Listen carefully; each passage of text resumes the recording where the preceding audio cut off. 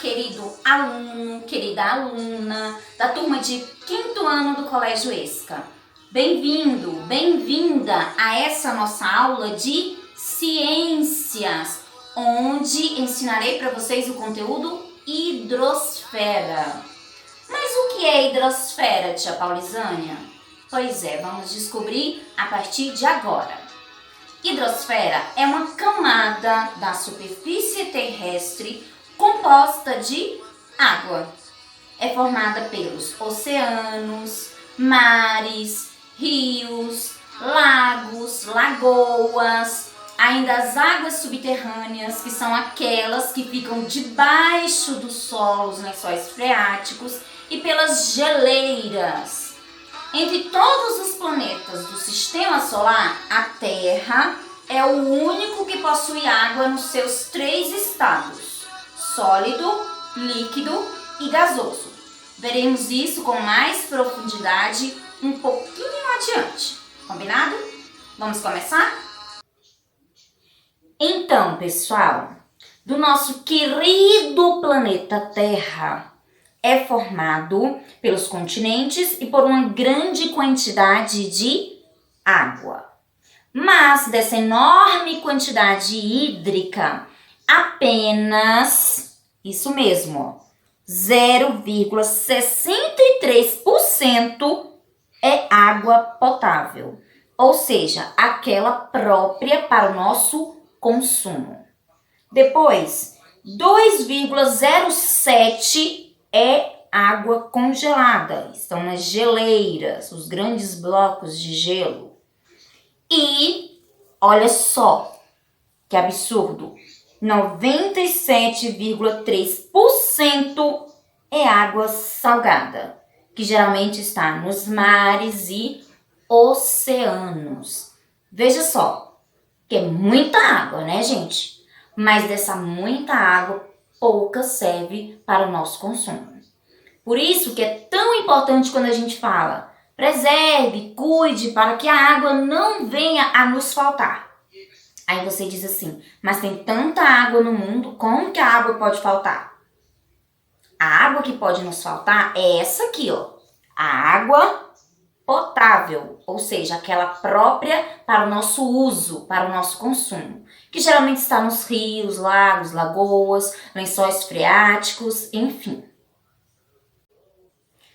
A água também está presente na atmosfera, no formato de nuvens, no corpo dos organismos, dos seres vivos. O nosso, por exemplo, é formado por 70% de água. O nosso sangue tem 81% de água na sua formação. Então, ela realmente é um elemento que está presente na vida do planeta Terra. Para que a vida aconteça, para que a vida siga, para que a vida exista em nosso planeta, é fundamental a água, o uso dela. Portanto, preservar é preciso. O território brasileiro é banhado por um grande número de rios, entre eles o Rio Amazonas, Rio São Francisco, Rio Araguaia, entre outros. Esse fato pode ser atribuído, entre outras coisas, ao predomínio de climas com períodos de chuvas intensas que favorecem a formação de corpos fluviais. Assim, no Brasil, encontramos cerca de 16% de toda a água doce encontrada no planeta concentrada nas bacias hidrográficas. O Brasil é um país com grande extensão hídrica, pois além de apresentar rios com grande extensão, largura e profundidade, possui uma ampla rede hidrográfica. Temos aí vários rios no Brasil, rios grandes, enormes, o Rio Amazonas, por exemplo. Os rios podem ser formados por águas provenientes, ou seja, vindas das chuvas, das fontes naturais ou ainda pelo derretimento da neve. Você sabe como se chama as principais partes de um rio? Não? Mas você já deve ter estudado, só não se recorda. Vamos relembrar quais são as partes que formam um rio? Então, nascente. Nascente é o lugar onde o rio nasce. Aí depois a gente tem o afluente. O que é o afluente? O afluente é um rio que despeja suas águas em um outro rio, ou seja, um rio principal. As margens, direita e esquerda. O que são as margens?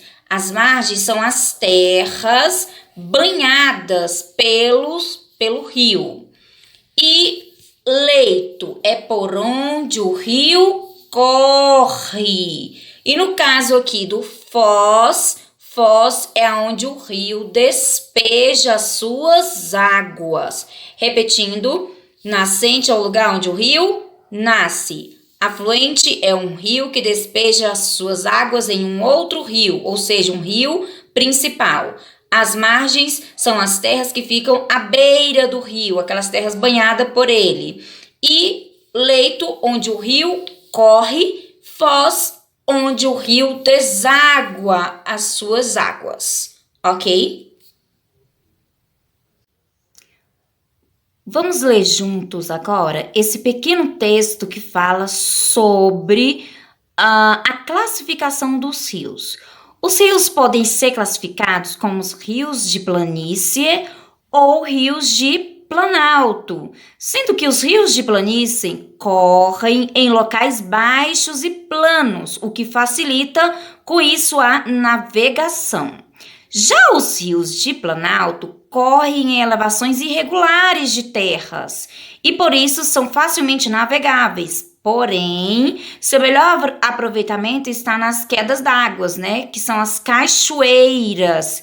E essas quedas d'água possibilitam a construção de usinas hidrelétricas para a produção de energia elétrica, não é isso? E a maior parte dos rios brasileiros tem a nascente em serras e planaltos mais elevados. Eu tenho exemplo aqui, ó, de um rio classificado como um rio de planície, que é o Rio Paraguai. E logo depois eu tenho aqui a imagem do Rio São Francisco, que é um rio classificado como um rio de planalto. Compreendeu a diferença de rio de planície e rio de planalto? Sim ou não? Faça aí a leitura do texto, tá? Dê pausa no seu vídeo, leia o texto com atenção e tente entender o conceito de rio de planície e rio de planalto. Combinado? Depois de compreender o conceito de um rio de planalto e um rio de planície, tente agora dar uma lidinha nesse texto, pausa seu vídeo, leia o texto prestando atenção para poder entender o conceito de um rio perene, um rio intermitente ou temporário. Os rios perenes são aqueles rios que têm água durante todo o tempo, ou seja, nunca secam. Já os rios intermitentes ou temporários são aqueles rios que apresentam seca durante as estiagens da chuva, geralmente no verão. Quando não há chuvas regulares, os rios temporários, eles secam e quando volta-se a chuva, eles também voltam a encherem. A água é de grande importância para o desenvolvimento das regiões. Ela serve para irrigar as plantações, abastecer as estações de tratamento, para o consumo humano, para a geração de energia através das hidroelétricas, fornecer alimentos e até mesmo para a prática de alguns esportes, como canoagem, remo, natação, entre outros. Além disso, a sua preservação e o seu uso consciente são importantes para garantir a própria existência dos seres vivos. Portanto, é fundamental evitar o desperdício desse precioso recurso natural. tomando alguns cuidados, né? Quais são esses cuidados, pessoal, que nós devemos ter para não desperdiçarmos a água? Então, vamos lá. Ao escovarmos os nossos dentes ou lavar a louça, devemos manter a torneira fechada. Não demorar muito na hora do banho, né? Evitar os vazamentos. Que mais? Isso, não lavar o carro utilizando mangueira. Então a gente tem que ter cuidado com esse precioso recurso natural, pois todos os seres vivos, incluindo nós, precisamos da água para sobrevivermos. Te pergunto, já lavou suas mãos hoje? Isso, lave com água e sabão, mas sem desperdício. Já tomou água hoje? Isso, a recomendação dos especialistas é que devemos beber pelo menos 2 litros de água por dia. Se você ainda não tomou água hoje, corre lá e beba sim, porque isso é bom para a sua saúde, para manter você saudável. Nesse período que nós estamos em casa, é necessário que você se mantenha mais do que nunca saudável. Pessoal, a nossa aula de hoje sobre hidrografia está terminando. Passou rapidinho, estamos chegando ao final. Só relembrando, lembra o que significa o termo hidrografia? Vamos lá? Hidro quer dizer água e grafia, estudo. Foi o que nós fizemos hoje nesta aula. Estudamos a água do nosso planeta, que é composta por água doce e água salgada, né, pessoal? Pois é, muito obrigado pela sua companhia, por ter estado comigo nesse tempinho. Não se esqueça de fazer a atividade com muito capricho. Bote muito empenho aí, tá? Dedicação na caligrafia. Depois que você fizer a atividade, tire uma foto e mande para sua professora. Caso haja dúvidas, pode estar procurando ela também para tirar tais dúvidas. Desde já, eu desejo a você uma feliz semana, que a sua Páscoa seja abençoada, que Deus te dê muita saúde e paz para sua família também.